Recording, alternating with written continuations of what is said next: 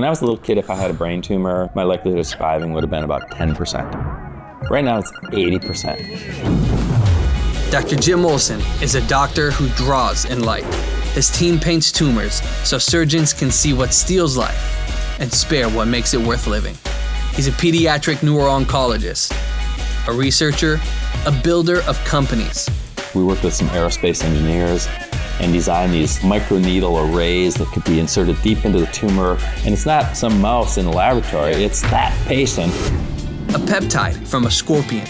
You took a scorpion venom and you are now able to make cancer cells light up in a brain.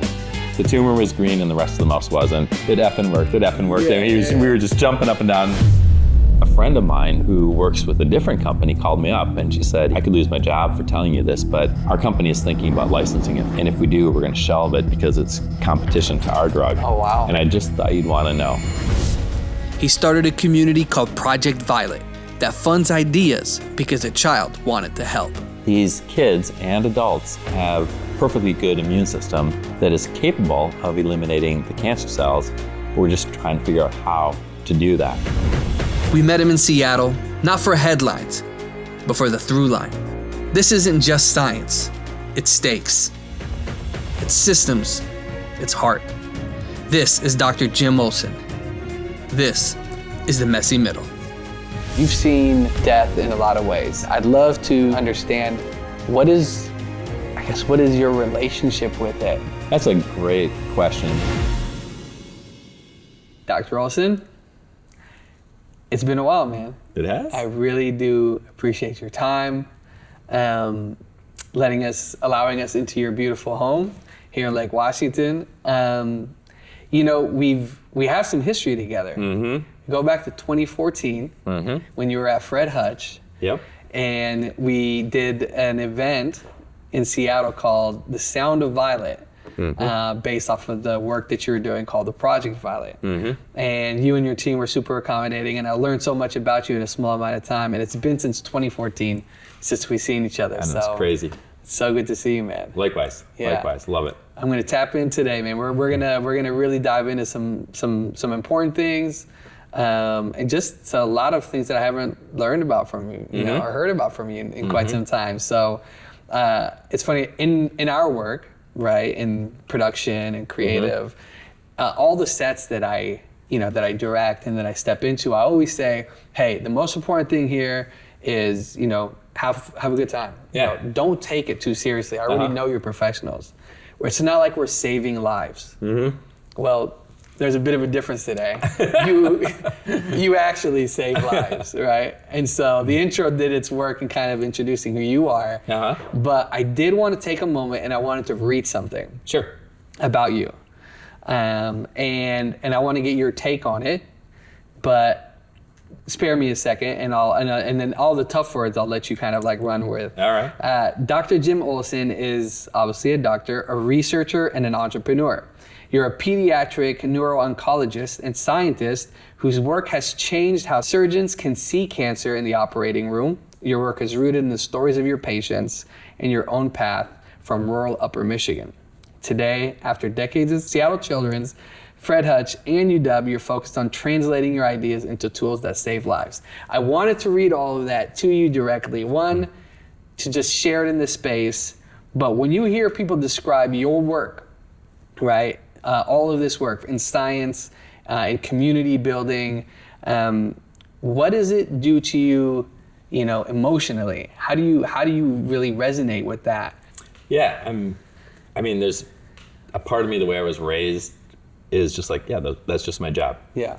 And then there's part of me that each of those has a deep spiritual resonance. When you say I'm a pediatric neuro-oncologist, that's, thousands of kids with brain cancer or other kinds of cancer that I've become family with the day that we met. And so each of those could well up all kinds of feelings. Yeah. And in the science and science education, each of the people that I trained, and I know that each of those are going to go on and train 20 or 30 other scientists. It's just something that keeps passing forward. So there's a lot of words in there. Yeah. A lot of passion behind those companies and the therapeutics and diagnostics that we've developed.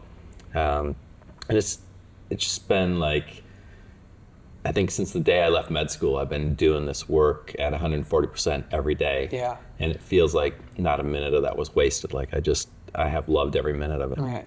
It's like legacy work. You know, It's becoming legacy work. You know, we talked about this off camera. You didn't even know what an oncologist was, right? And your step into this space was very messy. And I'd love for you to share, you know, how you stepped into this field. Yeah. So nobody on either side of my family had ever gone to college. And I went with my mom. We hopped in the car, went down to visit colleges. We didn't know you're supposed to plan those things and make appointments. And one of the colleges was like snooty. Like people who are serious about college showed up months ago and they wrote to us in advance, you know. Yeah. And so got through all of that and applied to medical school after college and got into my first choice on the first day. Yeah. And my friends wanted to go out and party. And what was your first choice? It was Mayo Clinic. Mayo Clinic, okay. And my friends all wanted to go out and party, and I didn't feel like partying. I couldn't feel why this just didn't match. My feelings didn't match the reason to celebrate. Yeah.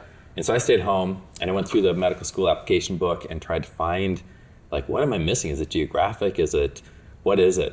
And it took me a while to figure it out, but I realized that Mayo didn't have a graduate school training program that could teach me how to do research in addition to teaching me how to do patient care.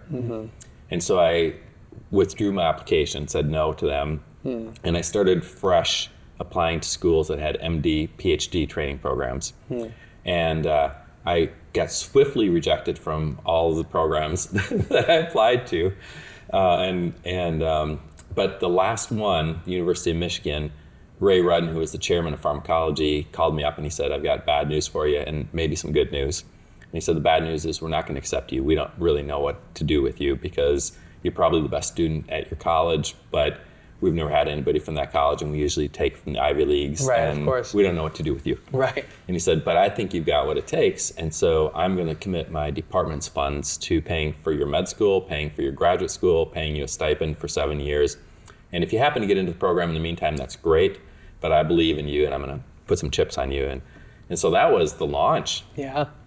That's like for someone to make that level of investment. Yeah. You know, like what do you think they saw in you that was so different? Because like you said, they're pulling from, you know, these bigger, you know, schools like a Yale or, you know, these Ivy League schools. What was it about you that just separated yourself? Yeah, I think in this case, it was partly what I was saying is that I didn't know how to get into college or med school or grad school. And so I wasn't saying the right things that you're supposed to say in these interviews. Right. I was just speaking from the heart, like telling him why I thought we should be developing drugs for patients and why I was passionate about it. And so I think he saw that like just genuine passion, and he realized that I'd come from a background that at best could be described as underrepresented, and that maybe I had a chip on my shoulder, maybe I had some, you know, but I was going to do this one way or the other. I was going to succeed or die trying, I think is probably what he saw. Yeah, they felt it. You know, you made them feel something. And we talked a bit about that as well. We'll get to that. But I think that's one of the reasons why you resonated so much with me when we first met, because, you know, you can read so much about you, but when you sit with you, you're there's something about the passion and the work that you're doing and your interest and your curiosity that really I think people are attracted to. And I think, at least for me, in the work that we've done and what you know what brought us here today, is your level of compassion and your care stands out. A lot of doctors I've met, you know, are very compassionate, but there's something about the work that you do. And I think that maybe is the research side of you, the science, you know, the scientist in you or the entrepreneur in you. But that's really what resonates. And so what do you feel that you are pulling from that? Like, is that part of just who you are in general? Because, you don't know any better. Yeah, no. I guess, I think it's actually in your first podcast in the series, your guest said, you need to be the same person at work that you are at home. Yeah. And that's really my definition of integrity. And so, that integrity is being passionate because I'm driven by my patients. The drug companies are not going to be looking out for these little kids and putting them as a priority. And usually in academia, you get grants to write your next manuscript, you write your next manuscript to get your next grant, and it's really not set up to create drugs for kids. And so I just figured, unlike a lot of my colleagues who are really tied to their job and are not going to let themselves be unable to move forward in it, I was never afraid of not succeeding. I was like, I'm going to do this on behalf of these kids, and if I can't make it in academia, I can be a forest ranger, there's 1,000 things I could do and I would love, but I'm not going to do less than I could do because I want to protect my career. I'm curious to hear, what would be 2 sentences that really defines the work that you are working to accomplish this next year? We are working on a group of therapeutics called T-cell engagers. One end connects to a T cell, an immune cell in your body. The other end connects to a cancer cell in your body and instructs the T cell to kill the cancer cell without chemo, without radiation. That's what we're passionate about right now. Why is that your passion? Well, because specifically into the ecosystem that you've established. It's really, since when I was a little kid, if I had a brain tumor or even any other kind of bad cancer, my likelihood of surviving would have been about 10%. Right now it's 80%. My friends and colleagues and I have done that in the course of one lifetime. But those kids that we're curing are still beat up from our treatments. We irradiate their brains, we do surgery and put them in the ICU, we give them poison that kills the cancer cells and damages the normal cells. So these kids and adults have a perfectly good immune system that is capable of eliminating the cancer cells, but we're just trying to figure out how to do that. And some of my friends and colleagues have come up with CAR T cells, where you take the cells out of the patient, engineer them, and put them back into the patient so they can hone in on the cancer cells. It's very elegant, but it's a little clunky. You have to spend weeks engineering those cells. It costs a lot of money, hundreds of thousands of dollars to engineer the cells. And some of these kids don't have that time. And a lot of people don't have those resources. And so the T-cell engagers are like that, but in a bottle and off a shelf. And you can use it in a under-resourced area for a kid that has cancer or adult that has cancer all over the world. You can store it and use it, and you just engage the T-cells that are already in that patient's body. Wow. Yeah, fascinating. I think we're going to get into, one of the things I really want to get into is the ecosystem that you've established, this foundation of these businesses based off of your work as a doctor, as a researcher, as a scientist. But before we get to that, I want to start to some extent from the beginning. You grew up in Michigan. What drove you to really kind of, not just your personality and the perspective you have on life, but we all come from somewhere, right? And that kind of builds the foundation and the infrastructure of how we think.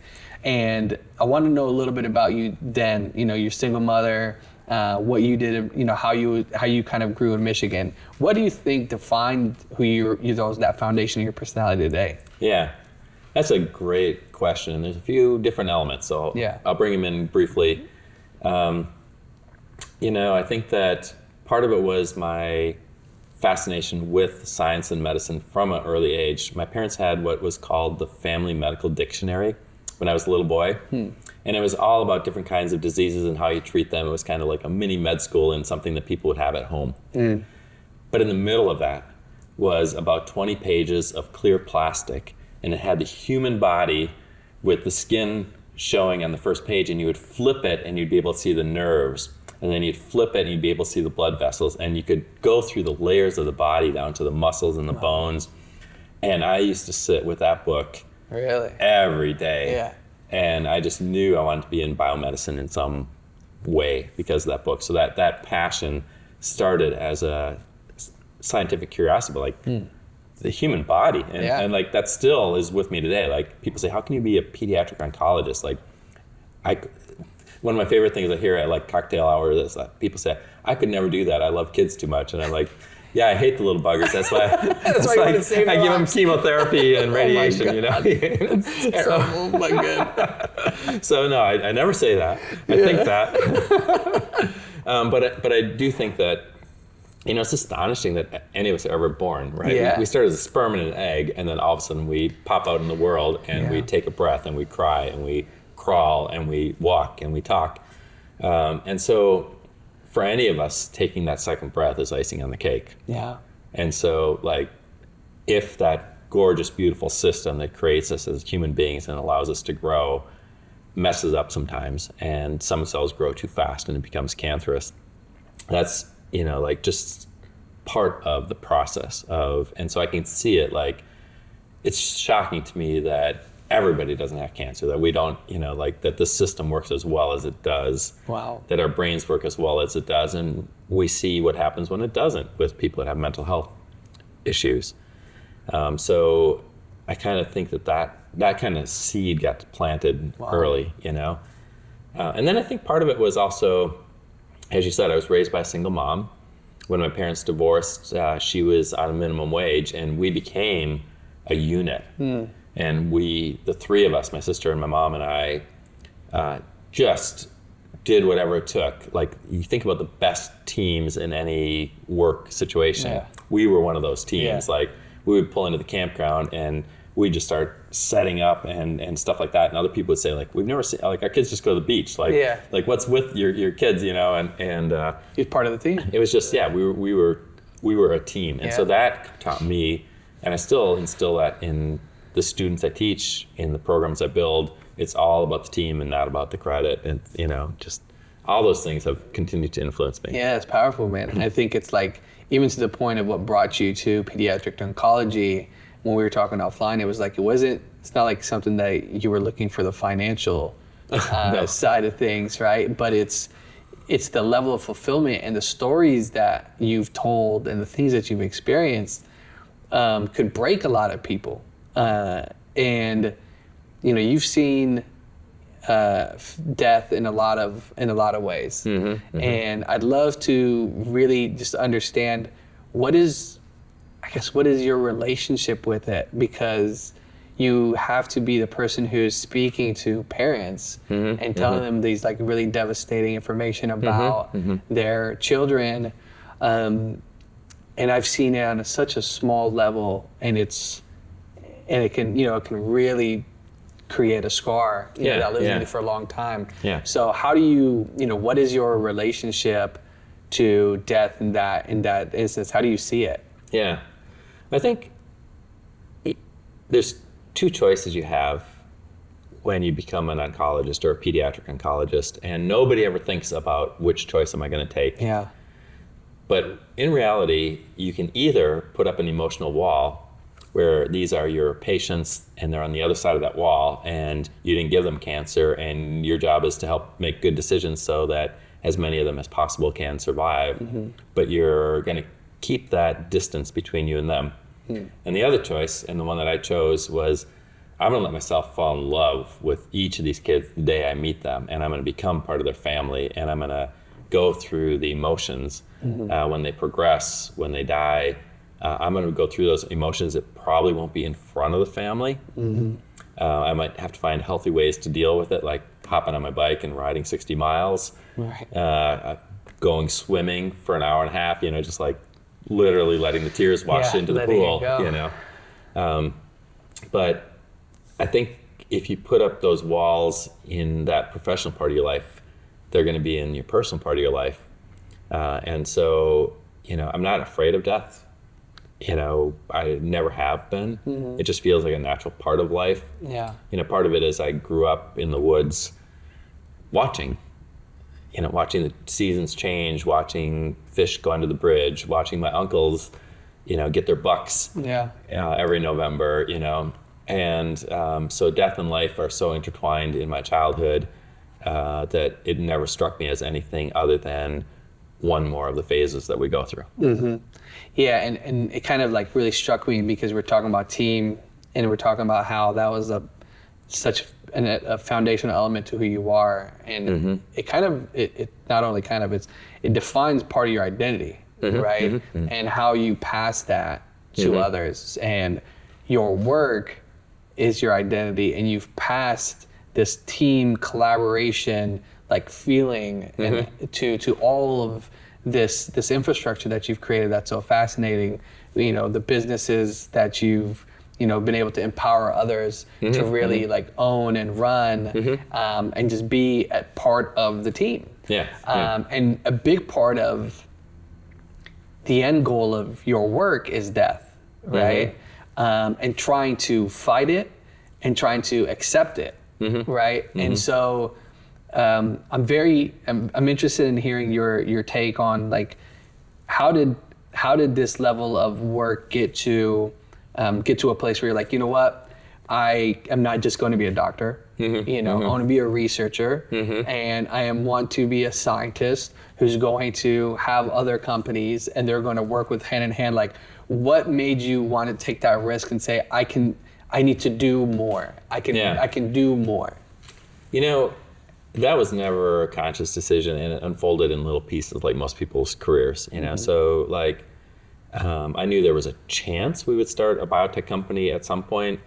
And so I started asking biotech leaders in Seattle to have coffee with me. And so for 2 years, I would go to coffee with them and I would say, like, I've heard that 90% of biotech companies that spin out of academia fail. Like, what do you think are the top 3 reasons why they fail?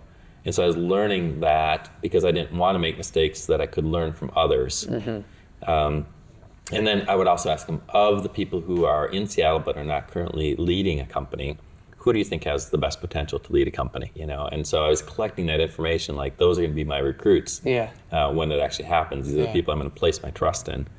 You know, and so, and then certain things like Tumor Paint, we had actually planned to license that out to an existing company, and we had licensed it to an existing company. And a friend of mine who works with a different company called me up and she said, you know, like, I could lose my job for telling you this, but our company is thinking about licensing it from that company.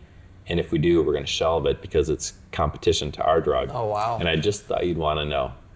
And so I worked with their tech transfer office, and fortunately that license date was coming up, and so we didn't renew it. And so we took it back, and that's kind of when I realized, like, for that molecule and for CIVO, the technology you talked about in patients, like, nobody in the world knows it better than we do, and we're not going to do the wrong and stupid thing with it. We may or may not be successful, but we're not going to do something stupid it's like in the right shelve hands. it. Yeah, it's in the right hands. You mentioned Tumor Paint. I think it'd be great to really understand what that is, right? Sure. While you eat your tea. That was awesome. That's never happened, but that was pretty funny. Hey, put it on camera. It's worth it. You see that? Tell me, let's talk about chlorotoxin and when that felt real. And people probably like, wait, nah, that's crazy. That's not gonna happen. Like, well, first, like, what is it, and what convinced you that this will work? So we didn't start with the science on that one. We started with a patient. We had a 16-year-old girl. Our neurosurgeons had worked for 12 hours and thought they'd taken out all of the cancer, at least the bulky cancer. And unfortunately, when we came back to tumor board the following Wednesday and looked at her MRI scans, there was a piece of cancer left behind that was about the size of a thumb. And the surgeons thought for all the world that was a normal brain. Cancer and normal brain don't look that much different in some cases.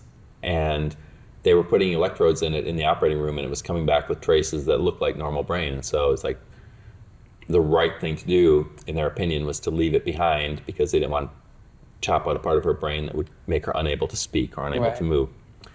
And so that day we had to make this difficult decision, like, do we take her back to the operating room and another ICU stay? Do we proceed to radiation and chemo? But if she's resistant, if those cells in that chunk of cancer are resistant, then it's going to take her life, you know? And we're just like, this is stupid. Like, how can we be in 2010 and still be unable to tell what's cancer and what's normal? Yeah. And so we decided that day, Rich Ellenbogen and I decided that we're going to find a way to make the cancer light up so surgeons can see it in real time while they're operating. And so he offered a neurosurgery resident from his program to come and work in my lab. And that resident wanted to do his own experiments to see what was different between the cancer and the normal brain. I'm like, you've got 1 year. That's not enough time. By the time you find something that's different, you'll be out of here. Yeah. So other people look to see what's different. I want you to just go and read 50 papers a day and come back to me every night and tell me these are the best 3 and this is the one I think that we should proceed with.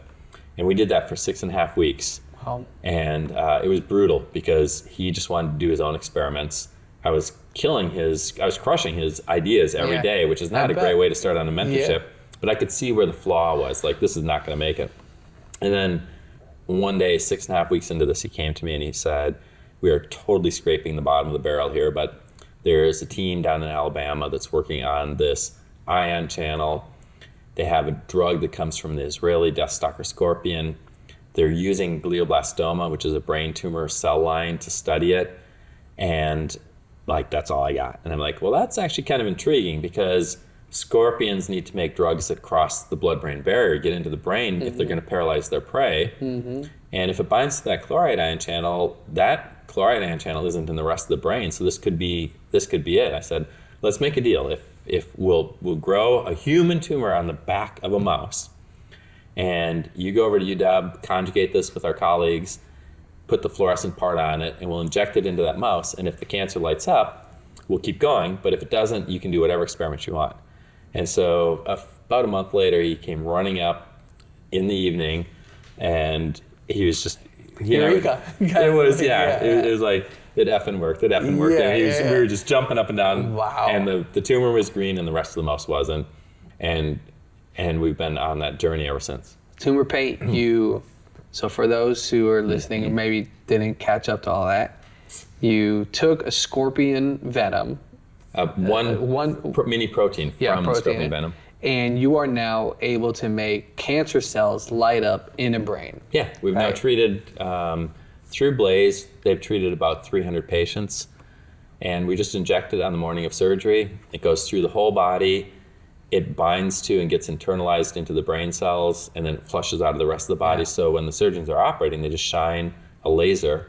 It makes it come back with a bright fluorescent signal. Yeah. And I think over 40% of the surgeons said that they could see cancer that they would have missed with their own eyes. Wow. And distinguish it from normal brain. What was that first case? What was that first time you used the Tumor Paint? How did it feel? Well, the first time we used it was in adults with skin cancer in Australia. Is that right? Yeah, and so you're not talking about Australia. You're not going to put this into kids the first go. And we went to Australia where there's a lot of skin cancer. We wanted to have it where we could see it. And so, the technology we had for the cameras, it was like looking at a 1950s or 1960s television, black and white TV. It was the early images are ridiculous, but you could see that it was lighting up the cancer. Yeah. And so we were like, all right, well, now we're in humans. They're not having bad side effects. And again, for the rest of the patients that we've treated, we've never had anything more than a little headache or a little stomach ache. Yeah. And it's surgery day. They're getting scorpion venom injected. Like, they shouldn't have a headache or a little stomach ache. That's a healthy response, Every time I put scorpion venom in my body.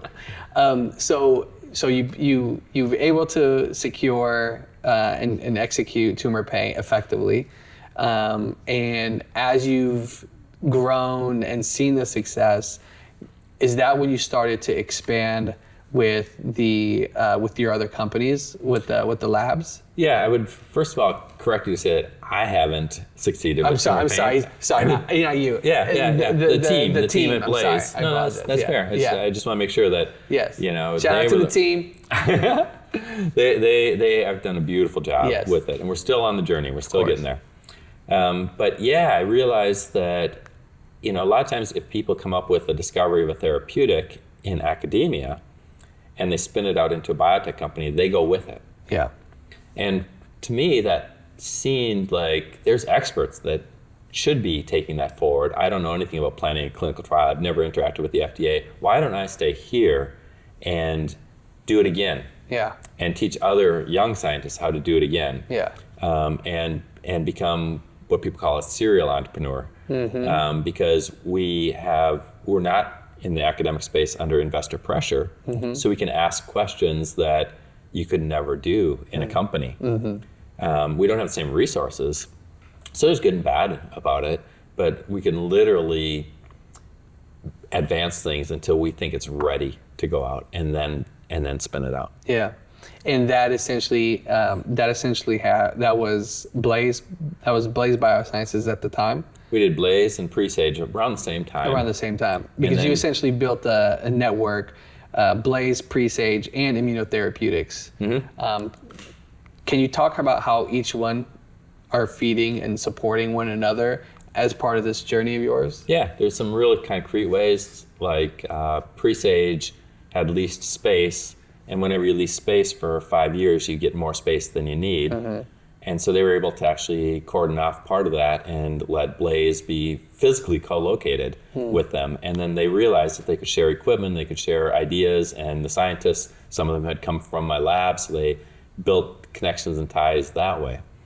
And then building on these little mini proteins like the scorpion venom, we realized that there's millions of these in nature. Right? Yeah. A plant or a porcupine can't go to Walgreens when they're going to be sick, so they have to make their own drugs. Right. And those that make their own drugs are going to be the most successful, and they're going to survive and pass those drugs on to the others. So these are all DNA encoded little mini proteins. Yeah. The answer's out there. We just got to find it. That's right. Yeah. So we thought we can use these as blueprints for human drugs. Yeah. And that's when you talked about Project Violet, we built that. Yeah. And with that came the Hutch's amazing support that allowed us to build robots that could do these things, thousands at a time, and actually build an infrastructure that was as good as pharma's. And so then that group that created Link Immunotherapeutics actually started making these first molecules that bound to cancer cells and bound to immune cells and triggered the immune cells to kill the cancer cells. And it wasn't like a typical academic lab where we'd make 2 or 3 and see how it went. Yeah. We designed like 2,300, and we let the data take us to the best ones. Wow. And so Link then took that and brought in experts and brought it all the way to the FDA, allowing a clinical trial. And it was in a brutal moment of biotech where funding was just not coming through. And so Link unfortunately had to close down, but another company was thrilled to pick up that molecule. Yeah. And now they've dosed safely 6 patients with it. And so that molecule lives on, even though that team is no longer working as a team. And we're seeing patients who are being treated with it, and hopefully we'll start seeing nice responses. Yeah, from a layman's perspective, right, someone who's not in the field, but did my best to really understand what's going on. It's like such a community-oriented network. Like everyone is sharing for this collective effort to achieve, right? And that's such an amazing thing. And it's like you're constantly in front of people, explaining, what the work you're doing, and you have to be at the highest point, every single time. Can you just talk about the community that you've established, but just in your space and what you guys are working to, like how that makes you feel to working to effectively execute this life's work? Yeah, I mean, a lot of it comes back to when I talked about how you can either put a wall between you and your patients or love them. Right. That also philosophy has led us to create a partnership with our patient families that really is unheard of in other places. You're starting to see it now, it's catching on. But like a few of the patient families formed a guild to raise money for our research because they could see that not enough was coming from the federal government, and there were gaps, especially if we're going to try to create therapeutics. And they just had their 20th anniversary. They raised over $9 million for our, and that's just one of several groups of families. So again, we're hanging out together. Yeah. They are true partners in this. They're bringing in their community and friends. Yeah. And these people that were never affected personally by pediatric brain cancer are there raising money for us and like coming out of retirement and starting new guilds. And so it's just that beauty of humans saying, all right, there's a need here and I have some bandwidth and I'm going to apply it. Yeah, let's dig into that a little bit, man. I think that part is like so emotionally just beautiful. In this place that we're in, you hosted over 110 bands that have performed to raise money, raise awareness. Yep. Project Violet was such an important part of your journey, and it wasn't the only reason why. Obviously, these families, there's plenty of other families that you've supported, but it was one part of this whole entire community that's not just grown here, but around the world. Yeah. One, I'd love for you to just kind of tell us more about Project Violet, and how that has kind of effectively continued to push your efforts forward. Yeah. So Project Violet is named after one of my patients. She was a young woman a girl who had a brainstem glioma, which is uniformly fatal. And she knew she was going to die from her cancer. And before she died, she asked us if we could do an autopsy after she died and take the tissue and use it to learn so that other kids didn't have to go through what she went through. Wow.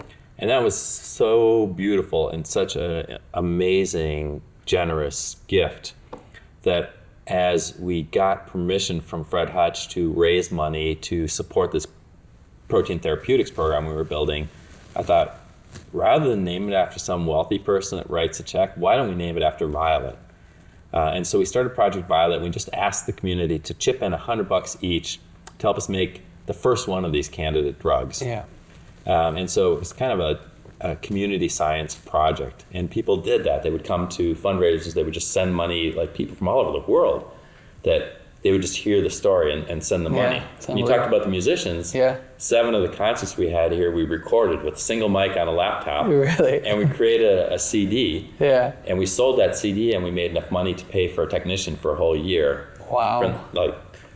A CD is like a playlist, for people now. That's right, it's a physical thing. Yeah. Dang, it's real. What is this? Right? Yeah, I love that. I didn't know that part. Yeah. Wow. And the Project Violet part, that's when we ended up connecting, and we did produce Sound of Violet. It was like a musical play, dance, piece that I ended up producing and directing, and then had an incredible team where we brought art and science kind of like together. But one of the things that I took from that, and when building Messy Middle and really thinking about people that really kind of stand out to me in my life and my network was, you came to mind.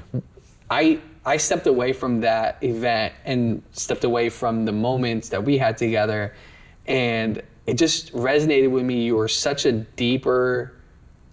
there's something about all these things that you kind of continue to go through, and I never saw you as a doctor. Yeah. It's not like you'd see somebody as a doctor, but like it wasn't a profession. Although I can't call you Jim, I always have to call you Dr. O. Yeah. There's something about that level of humility that you have that is so important. And you told me this story that I'd love for us to share here. You told me before we began about the first time someone passed away, under your care as a doctor, and kind of you stepping away and not really impacting you until like much later. First, I'd love for you to share that story with everyone. Sure. And then 2, I'd love to understand the psychology that you have when dealing with this level of, this care and depth that you have and responsibility for others. Yeah, so I was in medical school and I'd never considered pediatrics as where I was going. And one of my last rotations of the third year med school was in peds. And we had this 7-year-old girl named Desiree who started losing some of her neurologic function a little bit more each day. And we could see that she was going to get to the point where she was going to be unable to breathe. And so the doctors, of course, and me at their side, talked to the family about what that meant. And the family kept asking me more questions, even though I was just a med student. And she did pass away. The family decided not to put her on a ventilator. And she died. And the day that she died, I was walking home from the medical center to the medical fraternity where I lived. And I felt really light. I was kind of humming. I had a light step in my gait.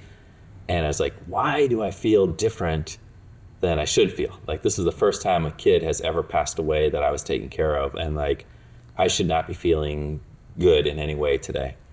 And so instead of going home, I went down to the river in the Arboretum, and I just sat there on the bank, and I didn't try to figure it out. I just let the sound of the water and the wind kind of wash over me.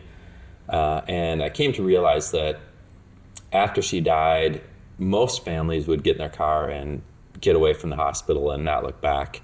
But they spent a couple hours looking for me. And when they found me, they just gave me the warmest hug. And they said that her death was as beautiful as her birth or her baptism. And it was because of the words that I had shared with them. And so I guess that's the reason I was feeling light, was because I realized that medicine doesn't always go the way you want it to.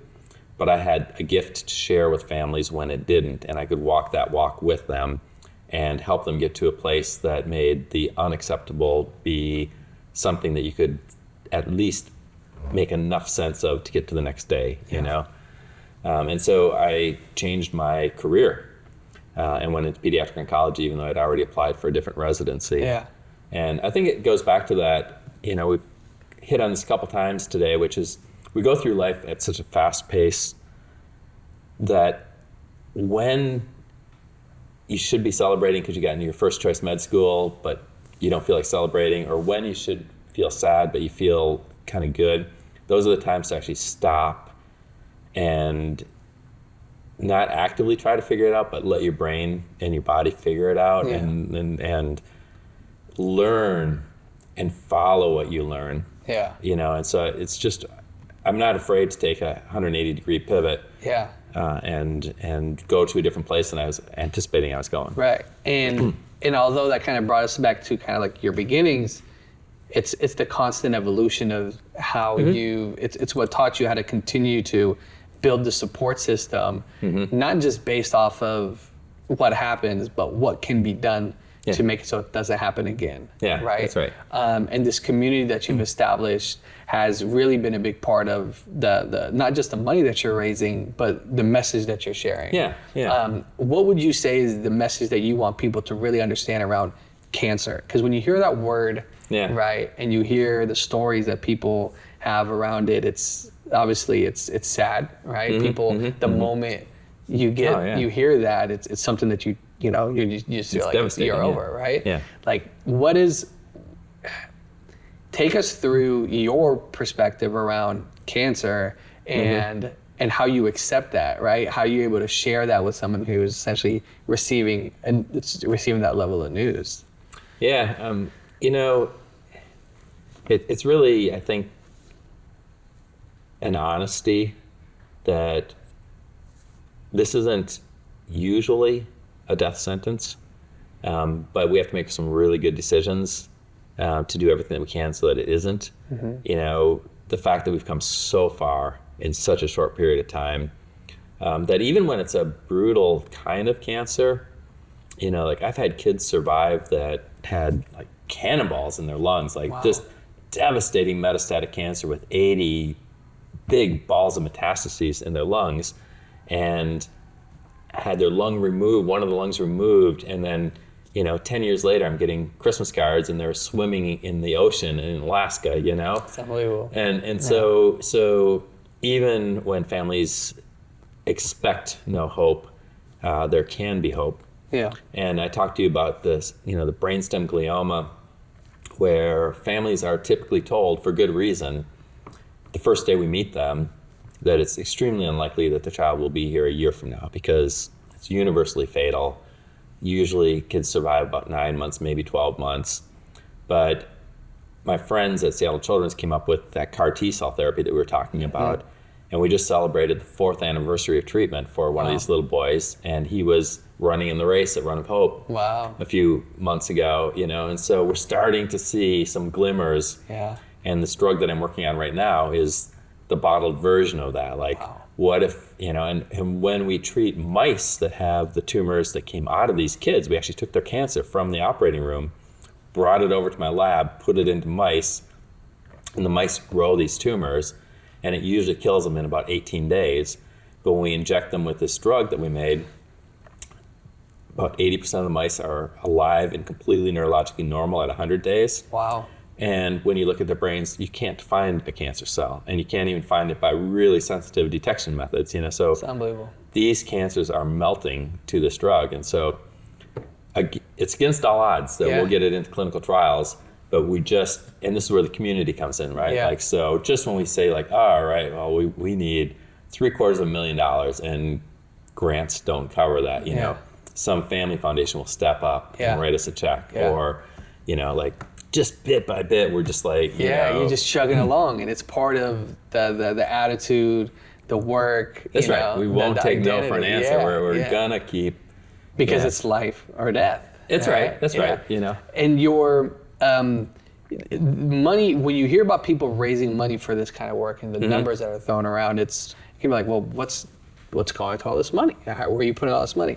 I think we were talking about it offline, the work that you're doing at Seattle Children's, and recently the drug that you just mentioned, the money that you've been able to raise. Can you just walk us through the process of how do you identify, okay, we need this money, it's going to be for X amount of time, so we can really kind of better understand the work that we're doing and how we can potentially get more? Yeah. Right? Is that kind of the end goal? We know that we're going to need more to continue this work? Yeah, I mean, you could go out to the community and say, all right, it's going to cost $50 million to get this drug through clinical trials, and we need you to write a check for $100, and there's not going to be much resonance there. Right. That is a drop in the bucket. $100 might be hard for me to come by, but it's not going to get you very far. And so we tend to go with, the FDA is going to really need to see this data, and we can generate this data for about $400,000. And we've got some other families here that are willing to match the first $50,000, and so can your community help us meet that match and get it up to $100,000? That's an achievable goal. Yeah. And families can buy in and all that. So we break it into bite-sized pieces. Yeah. We know the big picture. Right. We'll share with anybody that asks. Right. We don't want somebody to be chipping in on something that has no possibility, but we believe there is a possibility. Yeah. And we've done it before. Yeah. And, It's kind of like the messiness of the work that you're doing, right? Oh, absolutely. It's the money that you need supports the work, and you got to get the money to be able to do the work, and how science and entrepreneurship and medical community kind of come together, is in a big ways, it's like symphonic, the creation that we're making together, right? When you think about it, what other career do you have to pay yourself other than science? The scientists have to write grants to get their own salaries, and the salaries of each technician in the lab, because a place like Seattle Children's or Fred Hutch, there's no product, there's no line of money coming in, and so it's up to the individuals there to write grants and to write contracts and to do philanthropy, and to not only do the science but run a small business.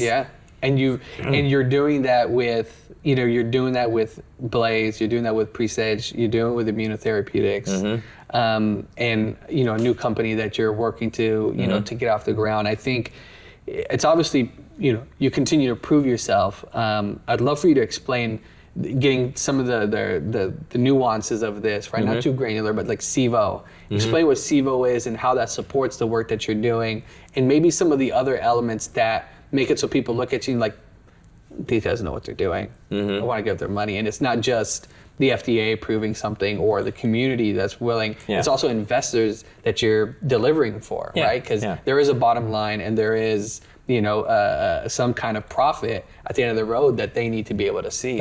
You're managing so many people's goals. And you learn as you go.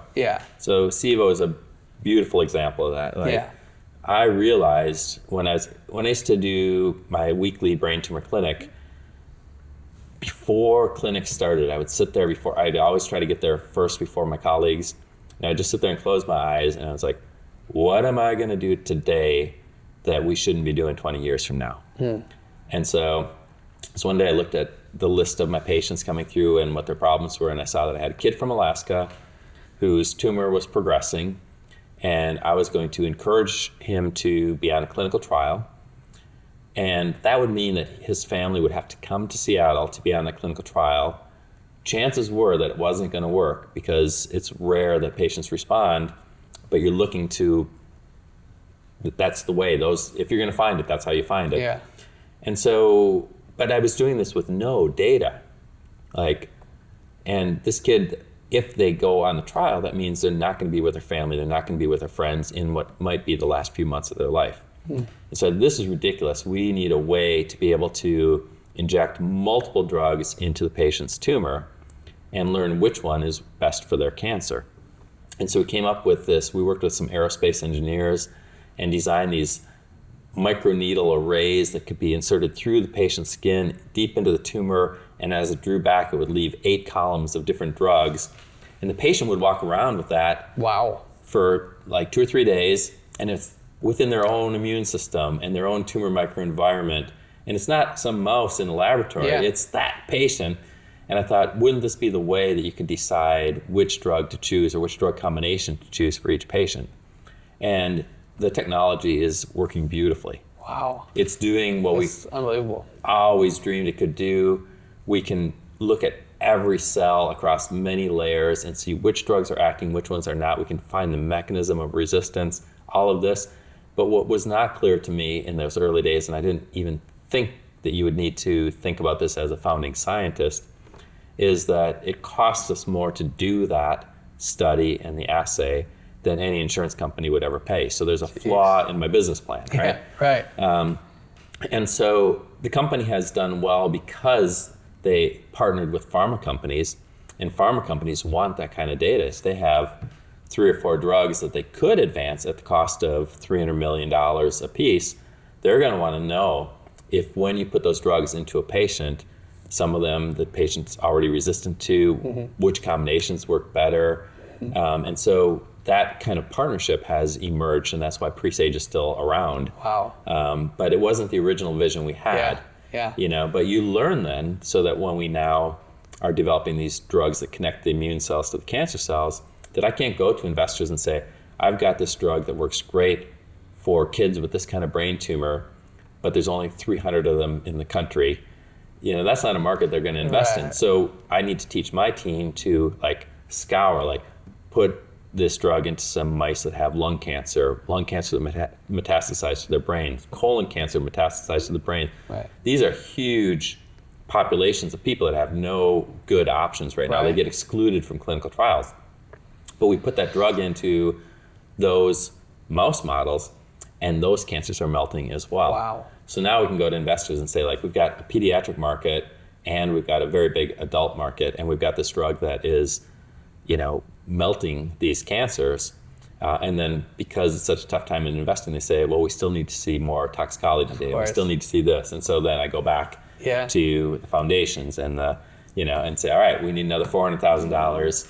Yeah, and you are wheeling and dealing, We just need to make it happen. Yeah, it's unbelievable because to strip it down to the essence of, what it is, right? You started a company, you thought it was going to do something, you made a pivot because you made a discovery. You took the chips, you put your chips in for that. And you realized that was the success, and you pivoted the company's vision, to something like that, right? And every entrepreneur knows that, right? Every successful entrepreneur, or ones that are about to see some success, maybe they're about to, understand that is part of, the work that you have to do to find whatever it is that you're working to find, whatever is that success, in your mind. And so it's just a beautiful, it's a beautiful way to look at the work you're doing and your specific role, right? Because obviously, like you said, you have this team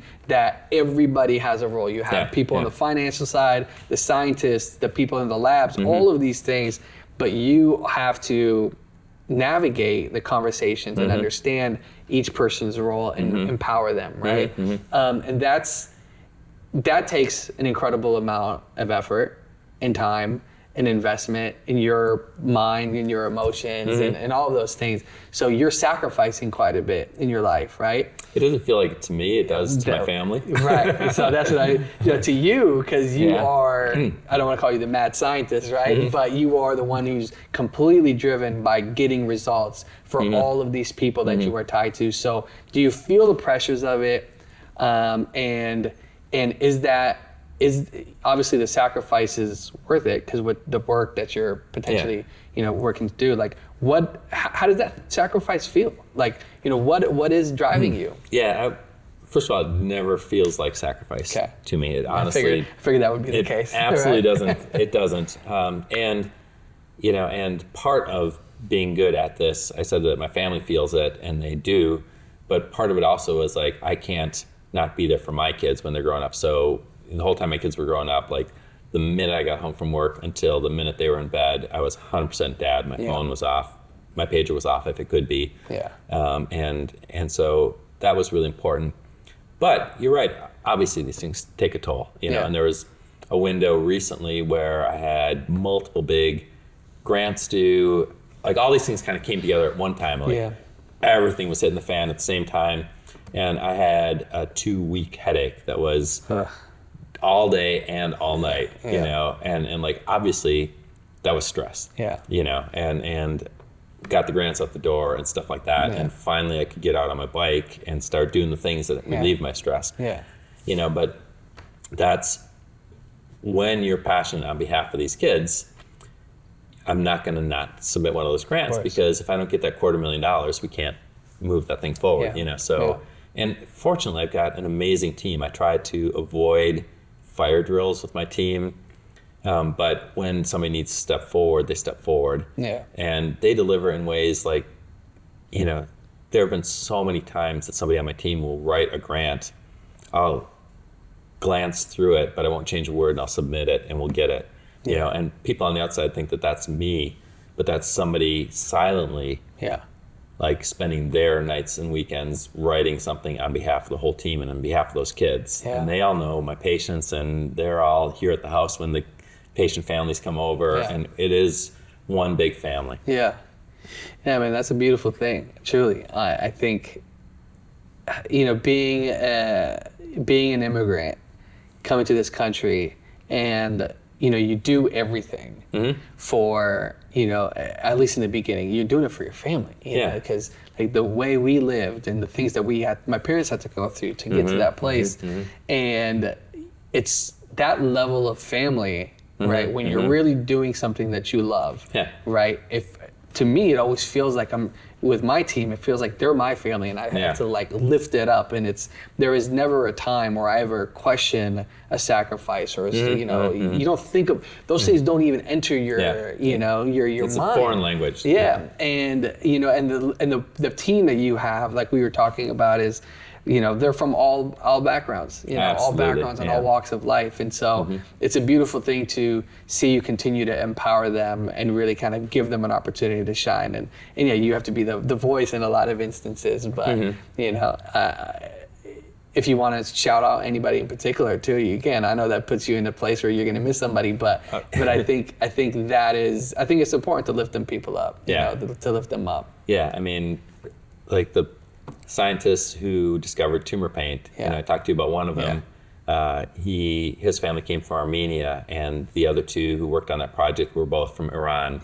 And one of them had to escape over the mountains because her father was a military leader at the time of the regime change. And so like none of them thought they were going to discover a molecule that could help kids with brain cancer.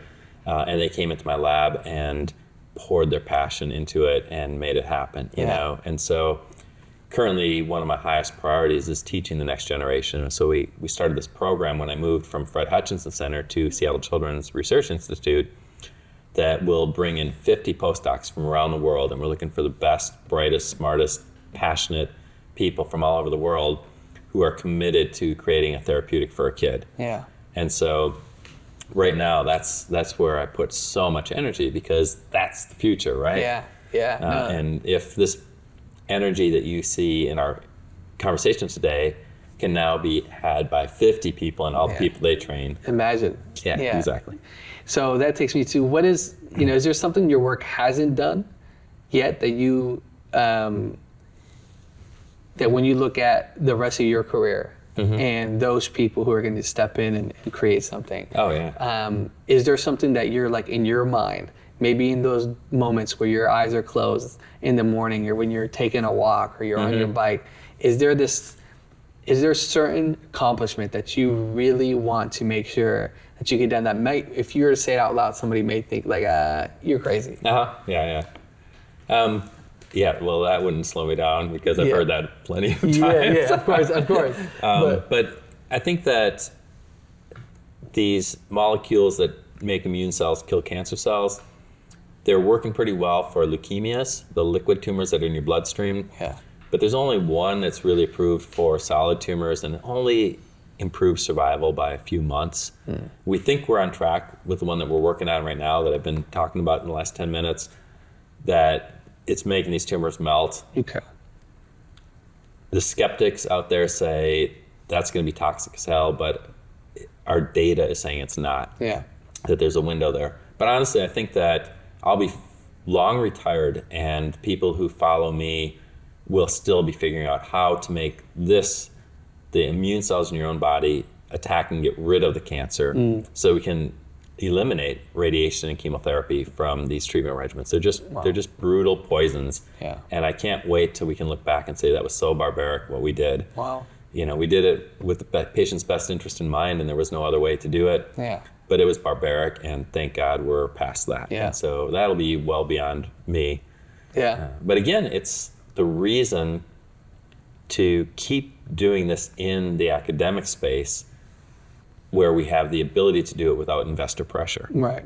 Yeah, you couldn't have said any better. Like that level of you being this point person where you have other people, out there right next to you having to continue to answer to investors really can potentially negatively impact the progress of the work, right? Because some of those people you're talking about are not able to give it.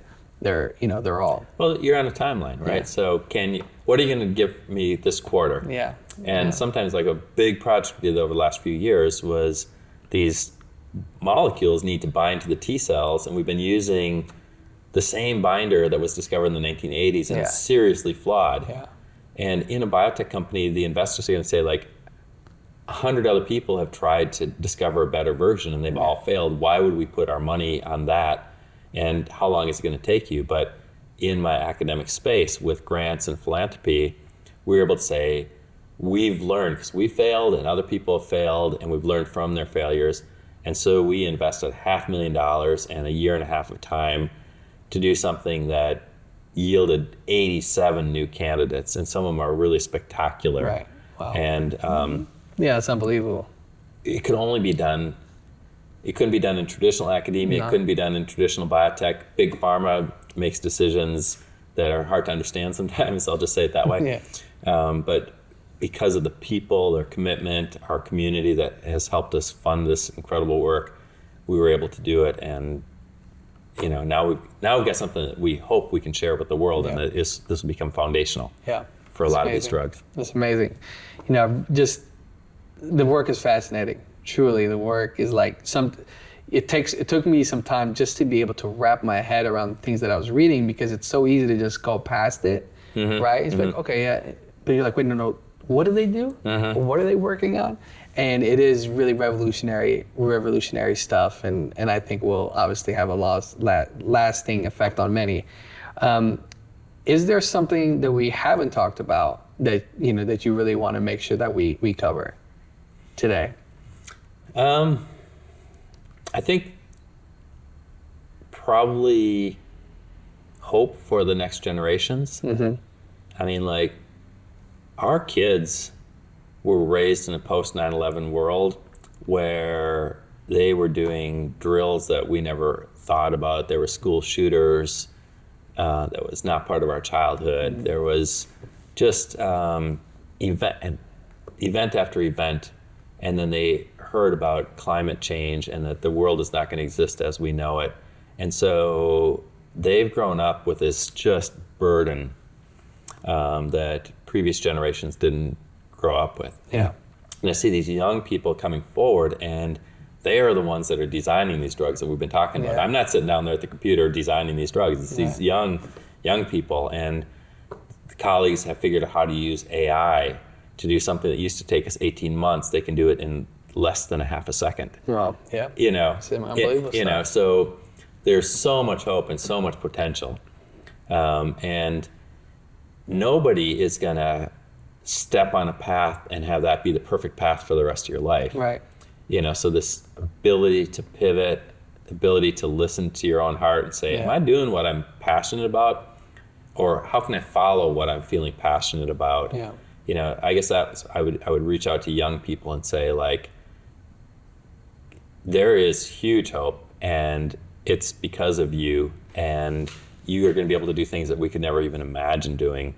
And don't let the news threads dampen that, because it's because of those news threads that we need you to, like, to step up, put on your armor and move forward and make this a better place, this world a better place. How do you want the world to be different because you were in it? Yeah. Well, you might have answered my last question, because my last question for all these interviews, and I've liked to hear all these different vantage points that everybody has, is what question are we not asking ourselves enough? Mm-hmm. Yeah, you're right. I think that I've partially answered that already. It's like, how do you want the world to be different because you were in it? Yeah. Like, why is that not the only question on, or at least a question on every job application? It's very true. It makes me think about, you know, what are we trying to achieve? And then how do we work towards getting that? And some people are equipped to be able to understand and at least get to those places where it's kind of like those benchmarks that may inform a pivot, may inform the continuation of your journey. But that is the question. Why are we, like, you know, we said this as we're wrapping up here, but it's like, what are we doing here? Why are we, you know, why am I doing this? You know, why are you doing your work? Why is my brother Jermaine on the camera over here? Like, we're doing the things that we love to do, but you know, we need to think about the end goal. Like, our why really needs to take shape and to support others. Again, it's, you know, Eddie we did this interview with Eddie Francis. He was episode 3, and it was not about changing the world. Like, we had these, like, grandiose statements that we would hear when we were kids, like, change the world. Well, sometimes it's just changing the people or the things around you.